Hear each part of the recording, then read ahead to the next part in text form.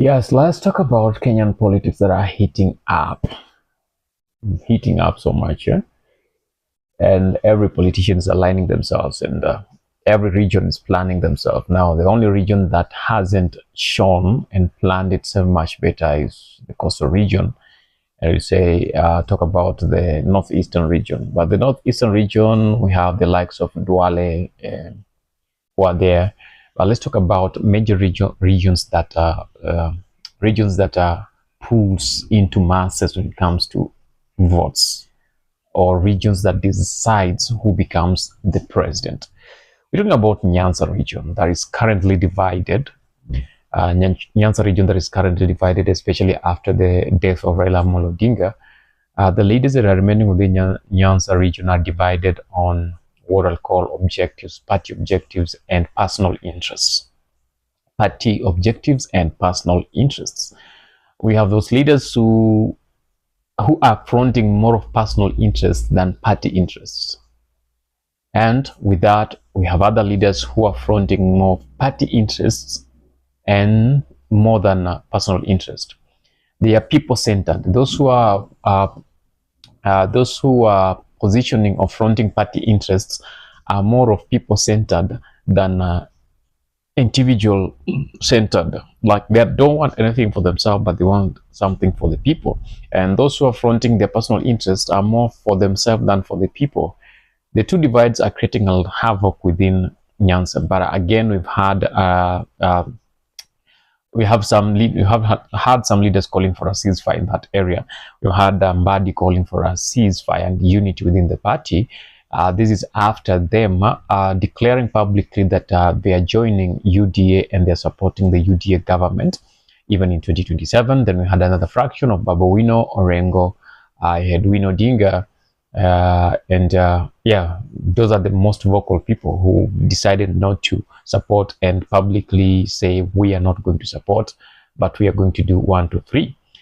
And in the beginning, they thought it was a joke. They went to an extent of firing Sifuna, who is the Secretary General. They fired him and replaced him with the Omanyo, whatever that name is, that lady. And with that, it created a lot of problems on social media and within the party. Some members saying that they are going to deregister themselves as party members of ODM because of that, and some saying they will still stick. The public went on outrage over the same. Some saying they are not aligning with what Oburu Odinga has done, and those leaders like Junet Mohammed and Gladys Wanga, they are not for that. And they want a change, or they want Sifuna to be reinstated as the Secretary General of ODM. And yes, the court halted that process, and Sifuna still stands as the party Secretary General of ODM party. But that created a lot of problems, and that has led to some leaders changing their tone. People like Mbadi changing their tone, saying that they need unity. Yesterday, we saw him with some Luo elders, calling for unity within the party and saying that they want to make the party stronger. I don't know if he has reconsidered his earlier remarks that Raila left them in the coalition government and they will work for that coalition government for as long as the coalition government exists. And now it feels like the people have spoken. And this was highlighted at the during the campaign, the political rally that Sifuna, Babu, Owino, and this Orengo, Kalabamisi, Sotsi had in Kitengela, that saw magnitudes of people coming in to cheer them up and listen to them. It led to tear gassing by the police, and we are so sorry that one person lost their life in that altercations, in those run-ups, up and downs, and was allegedly shot by a police.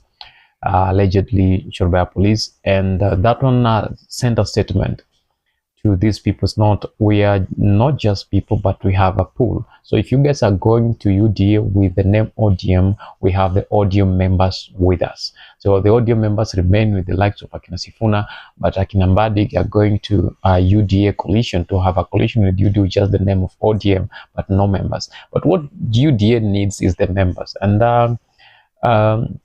Sudi talked about the same, like if Oburu Odinga is talking about him getting the deputy presidency, he should bring LDM members, because all we need is the audio members and not the audio as a name. But if you cannot pull the multitudes with you, then what are you going to use or to use as a bargaining chip on the table when you sit down on the table to do the bargaining?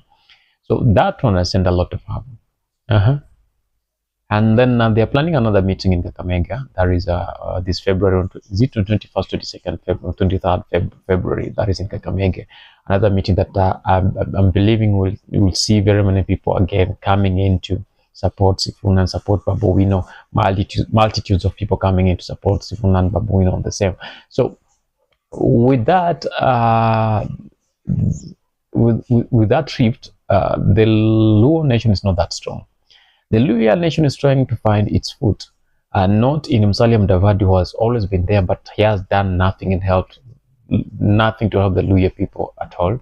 We have Wetangula, who has also done nothing for all the time he has been in the government, not help the people.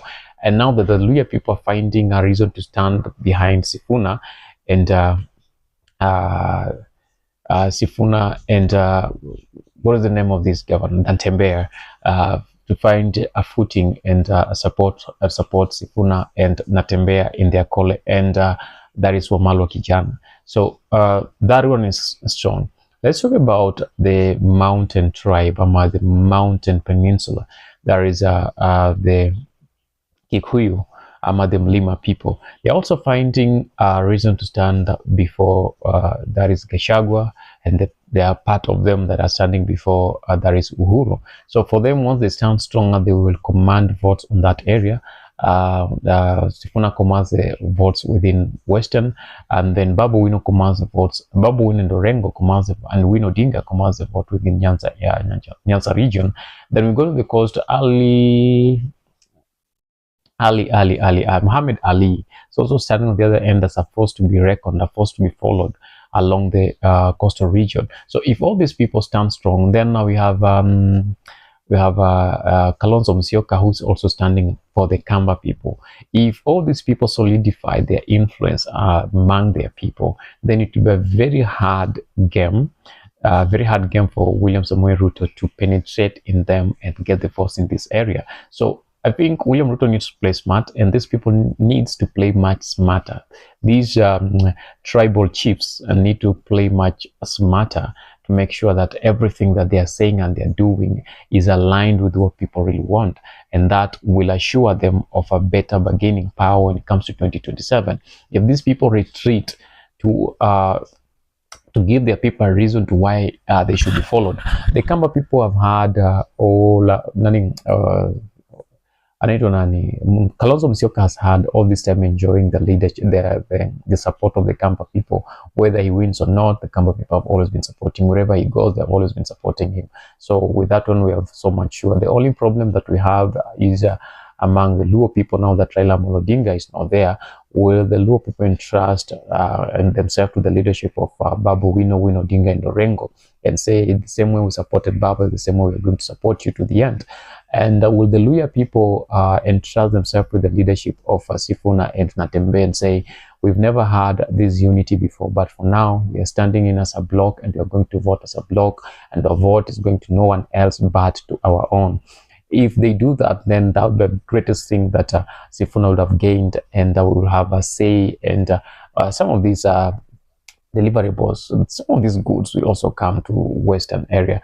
With the Mulima people, I think Uhuru Kenyatta and Gachagua needs to sit down and decide.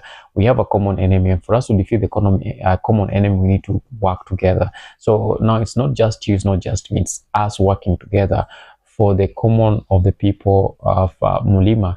Then we have Matiang'i standing in for the Kisii people, saying, no, this is what you're going to do. And I believe the Kisii people will be strong enough to stand before, to trust the leadership of Matiang'i. And if all these people stand stronger, I believe we'll be we will be in a very good position in 2027. And that might bring a lot on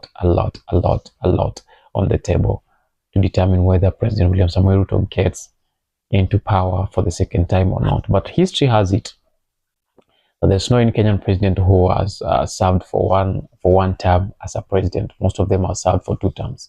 But again, history, even if history has that, history can be rewritten, and it can be for the first time that there is a Kenyan president who has served for the first time. We had that in the U.S. Donald Trump serving for the first time, then he lost for the second time, losing it to Biden.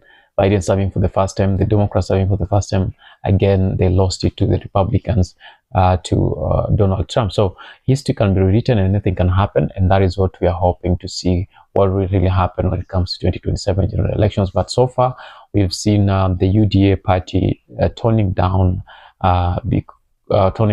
and reconsidering some of the things that they've been talking about. But does that really make any sense? I'll talk more about it, but we don't have answers to that. The only answers will come when things start happening. Till next time, same place, same time. Kindly subscribe to support us.